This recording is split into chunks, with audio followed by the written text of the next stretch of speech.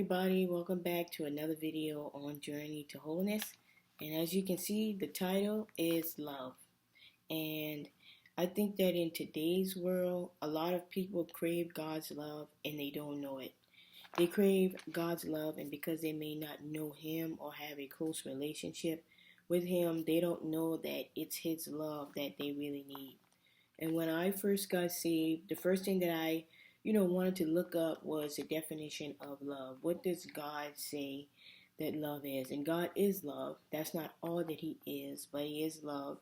And in 1 Corinthians 13, verses 4 through 7, it says, love is patient, love is kind, it does not envy, it does not boast, it is not proud, it does not dishonor others, it is not self-seeking, it is not easily angered, it keeps no records of wrongs. Love does not delight in evil, but rejoices with truth. It always protects, always trusts, always hopes, and always perseveres. And verse 8 says that love never fails. And I believe that, whether you say you believe in Jesus or not, that definition is the definition of love that everybody really wants to experience. Not, Bonnie and Clyde committing crimes and dying together. But, the definition of love that God has in the Bible.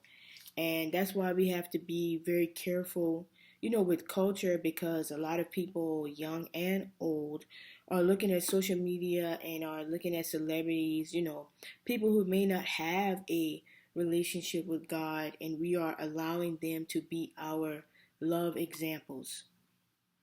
And we all crave our Creator's love. We all crave love from Jesus. And I think a problem that, I've had before, and I think a problem that a lot of people may have, is that we are trying to get God's love out of people. And, what I mean by that is there are longings in our hearts that are only meant for Jesus to fulfill. And when you allow God to love you, your need to be loved by other people becomes less intense.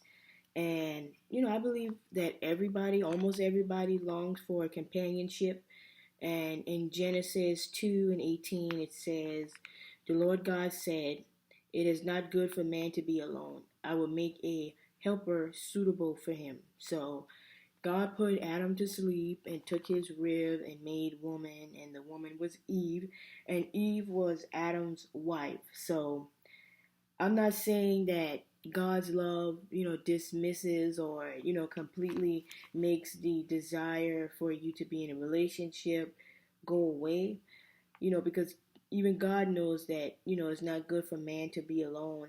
But when you allow God to love you, God's love fills us up in a healthy way so that we'll be able to manage and receive love from a spouse without draining them spiritually, emotionally, or mentally, because we're trying to pull from them what only God can give us. So I encourage everybody to read 1 Corinthians 13, verses 4 through 8. And, to ask yourself, what is your definition of love? What does love mean to you? What have you described love as before? And does it line up with what God says love is? Is the love that you're experiencing, or the relationship that you're experiencing, exemplifies God's love? And it doesn't have to be perfect, because nobody's perfect. And I think we should also ask ourselves, do I have enough of God's love in my life? Or am I walking around half empty? Am I walking around, trying to get people to do what only God can do? So I hope you guys enjoyed the video, and I will see you next time.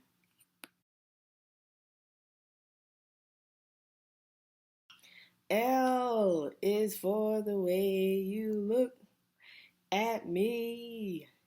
O is for the only one I see. V is very, very